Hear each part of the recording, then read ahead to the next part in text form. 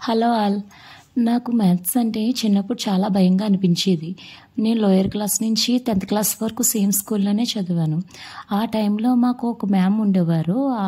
ఆ మ్యామ్ ఎప్పుడు కంటిన్యూ అవుతూనే ఉండేవారు 10థ్ క్లాస్ వరకుని. అప్పటి వరకు చాలా ఈజీగా తీసుకునేవాళ్ళం. ఏదో రాసామా, వచ్చామా అన్నట్టుండేది. కానీ 10థ్ క్లాస్‌కొచ్చినప్పటికి పబ్లిక్ ఎగ్జామ్ కదా! ఆవిడకే రాదు. మాకేం చెప్తారు దానివల్ల మొత్తం ఫియర్. ఎంత అంటే అమ్మో! మ్యాథ్సా? ఏమ్మో! ఎగ్జామ్ ఎలాగెళ్తదో అన్నట్టు అంత భయమేసేసేది.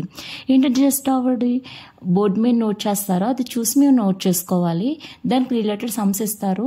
మేము చేసేసేయాలి. అలా ఎలా చేస్తాం? ఆవిడ ఎలా ప్రాబ్లమ్ వచ్చిందో సాల్వ్ చేయాలో చెప్పదు. కానీ దానికి రిలేటెడ్ సమ్స్ ఇచ్చి హోంవర్క్ ఇచ్చేవారు. అది చాలా ఇబ్బందిగా అనిపించేది. చాలా సార్లు కంప్లెయింట్ రైజ్ చేశాము. అయినా కానీ ఆవిడని ఆ పొజిషన్‌లోనే ఉంచారు. ఎందుకు తీయలేదో నాకైతే అర్థం కాదు. ఆవిడైతే ఆ పొజిషన్ సూటబుల్ కాదు.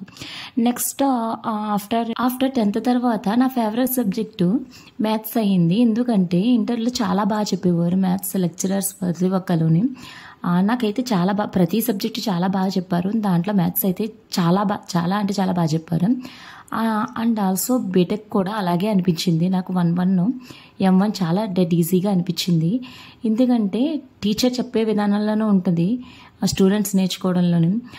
అందువల్ల నాకైతే కనుక చాలా బాగా అనిపించింది. నా ఫేవరెట్ సబ్జెక్ట్స్ అయితే VLSA and M1. Me favourite subject ఏంటో కామెంట్ చేయండి.